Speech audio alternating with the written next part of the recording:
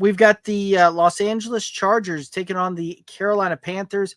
The Chargers favored by 6. The over-under in this one, 39. Thoughts on this game?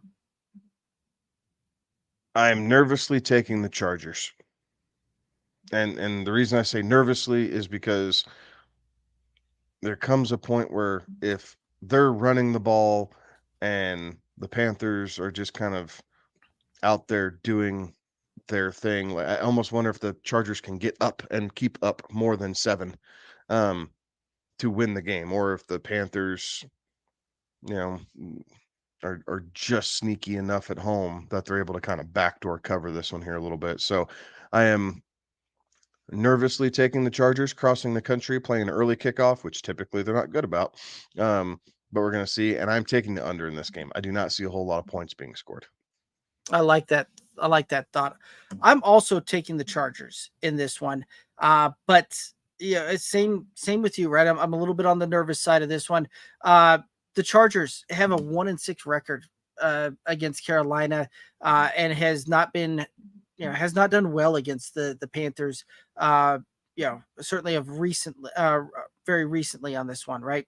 The one thing that does give me some hope though is the fact that Justin Herbert is 5-1 against the spread as a road favorite, where those road favorites are more than a field goal. So there is a lot to be said on that one, right? Like you've got one side saying don't go, one side saying let's go. I'm going to go ahead and go on the side that says the Chargers will go ahead and cover this one, but I'm not super high on that pick. But we're going to go ahead and roll with it. So that being said, I do think that the under comes into play. I think that this is going to be a very low scoring affair, and it's not going to surprise me if we see the Chargers run 12, 15 consecutive running plays at some point in this one. Like I could see that one coming to play as well. So I don't think that we're going to see much in the way of a high scoring affair here. One of the props that I really liked on this one was for Miles Sanders, though, to go over 24.5 rushing yards. This is a deal that Miles Sanders has had a not very good performance going back to into last season.